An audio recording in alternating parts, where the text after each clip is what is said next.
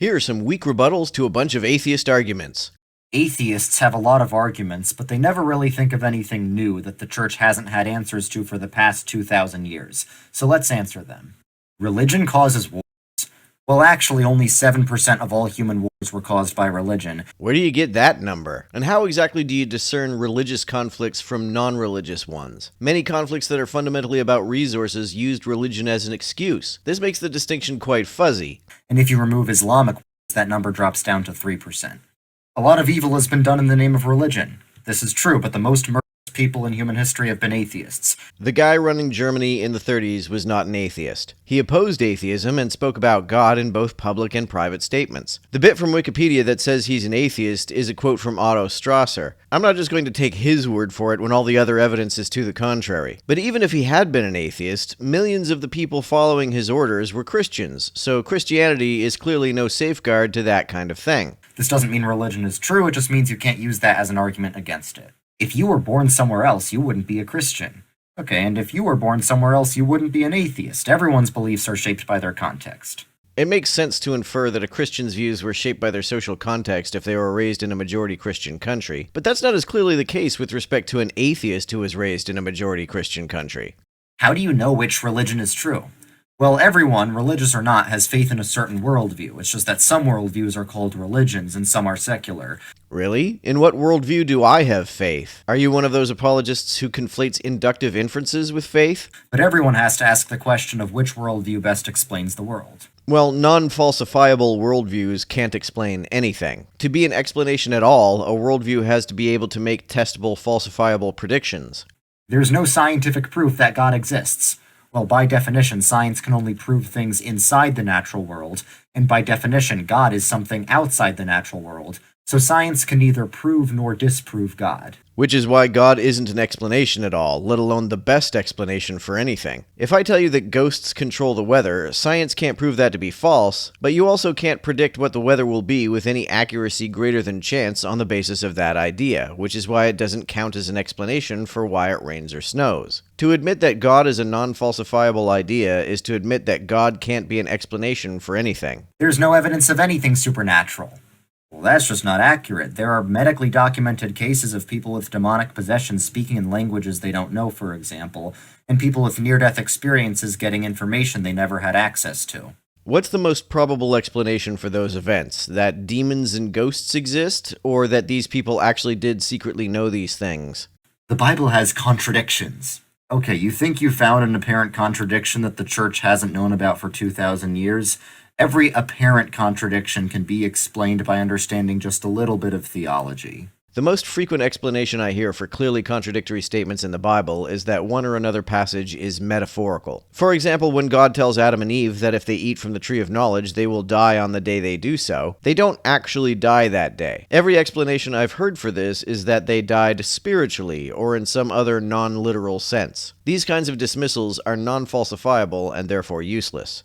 The Gospels were anonymous. Okay, anonymous doesn't mean we have no idea who wrote them. No, it doesn't mean that we have no idea who wrote them, but it is incidentally the case that we have no idea who wrote them. It just means the names of the authors aren't signed in the text itself. But we literally have writings from church fathers who knew the apostles and can verify that they indeed wrote the books named after them. I'd like to know where, in St. Ignatius's writings, he supposedly verified that the Gospel of John was written by the Apostle John. I can't find any passage in which he says any such thing. And even if it's the case that he did, that's just one Gospel. The Gospels misquote Jesus.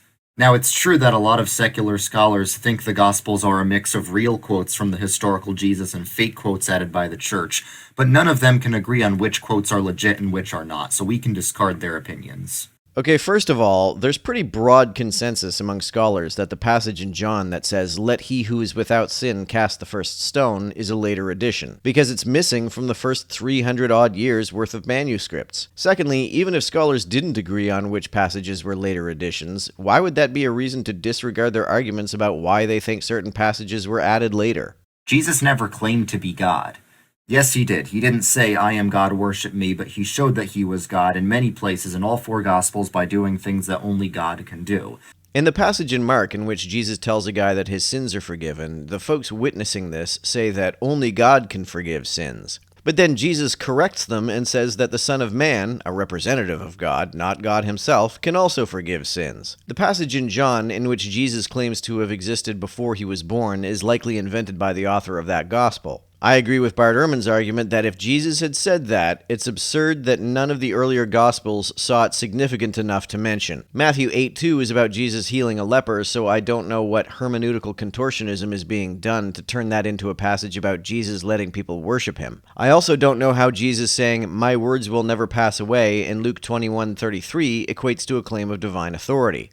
It's true that he didn't walk around before his resurrection claiming to be God, because he wanted people to figure it out themselves. That's why he kept saying, "Who do you say that I am?" Why would he do that? What would be the point of that? Why wouldn't he just be candid? However, after his resurrection, people figured out that he was God, and Jesus congratulated them. No, he didn't, especially not with Thomas. He berated Thomas for asking for evidence. He said, "Because you have seen me, you have believed. Those who believe without seeing are blessed." This pretty strongly implies that people who ask for evidence and believe on the basis of evidence are not blessed. The later one of the Gospels was written, the more divine it makes Jesus seem, so we can extrapolate that Jesus was originally a human figure who got made more divine over time. Alright, maybe some Gospels emphasize Jesus' divinity more than others, but what about Paul's letters that fully confess the divinity of Jesus and were also written before any of the Gospels? So that breaks your pattern. Why would it be the case, if the more supernatural depictions of Jesus in the later Gospels were not embellishments, that the earlier Gospels would leave that stuff out? If, for example, Jesus really said that before Abraham was born, I am the one, which seems to imply that Jesus existed before his own physical birth, did Matthew, Mark, and Luke not see fit to mention this? Doesn't that seem like kind of an odd detail to leave out?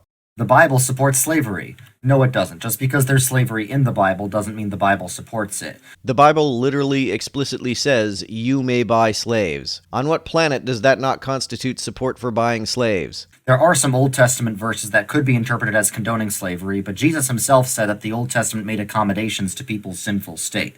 So is it merely the case that these passages could be interpreted as condoning slavery, or did they actually condone slavery to accommodate people's sinful state? If the Bible condones slavery to accommodate people's sinful state, then the Bible condones slavery. This argument makes it sound like poor little God was just too shy to condemn something he really thought was bad all along, because human beings are just so mean and scary. The argument makes God seem like a coward. And also, slave owners in the American South had slave Bibles for their slaves to read, but it omitted a lot of the real Bible, so if the Bible actually did support slavery, this wouldn't have been necessary. The fact that there are passages about people escaping slavery doesn't mean that there are no passages that unambiguously condone it. Christianity supported slavery. Well, sure, some Christians did, but all human civilizations have had slavery. Christian civilization was the first one to abolish it on moral grounds. This seems to imply that there's something about Christianity that caused Christians to oppose slavery. However, if that's the case, why did it take 1800 years for them to get this? Why was it not clear to Christians from the beginning? The fact that you're against slavery is due to Christian influence. Also, most organizations fighting modern-day slavery are Christian. Why did Christianity not have that same influence on a consequential number of Christians until the 19th century? God killed tons of people in the Bible.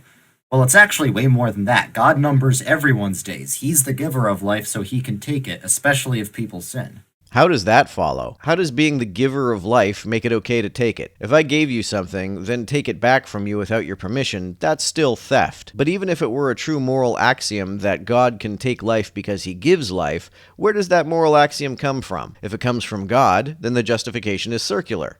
Atheist countries are more prosperous. Yes, it's true that Northern European countries are very prosperous and very secular, but correlation doesn't equal causation. It's not like atheism causes prosperity, it's that prosperity causes atheism because when people have comfortable lives, they don't feel a need to depend on God. But why are these particular countries so prosperous in the first place? They may be secular now, but they're rooted in generations and generations of Protestant Christianity. So what? Correlation doesn't equal causation, remember? Also, whenever I bring up the point that wealthy countries tend to be secular, I'm never arguing that secularism leads to prosperity. Rather, I'm rebutting the claim that secularism undermines prosperity. There are plenty of secular countries that are doing just fine economically. If you want an example of a country that's atheist and not rooted in Christianity, look at communist China. Or capitalist Japan, or capitalist South Korea. There's 4,000 gods that people believe in, and you're atheist to 3,999 of them. I just go one god further. Okay, this isn't the gotcha that you think it is, because the question of whether some sort of God exists is fundamentally different from the question of which religion is right about God. I don't think that's the point of the argument. The point of the argument is that you don't subject your own religion to the same level of scrutiny to which you subject religions you do not follow. If God created everything, then who created God? Well, God is defined as the uncaused causer. This is what's called a special pleading argument. If God can be uncaused, why can't the universe? Everyone knows there needs to be a first cause at the beginning of the chain of all events in the universe. No, there really doesn't need to be any such thing. I don't believe that the universe has existed for an infinite amount of time, but there's no logical problem with such a notion because, as Bertrand Russell pointed out, there's no logical problem with a series that has no first term. And it makes a lot more sense for that first cause to be a personal God who caused things for a reason, rather than some random impersonal force. How does it make any sense at all for something to exist without space and time in which to exist? To say that God can exist independent of space and time, which you would have to in order to create space and time, is to say that he can exist without existing anywhere or at any time. It's a contradiction.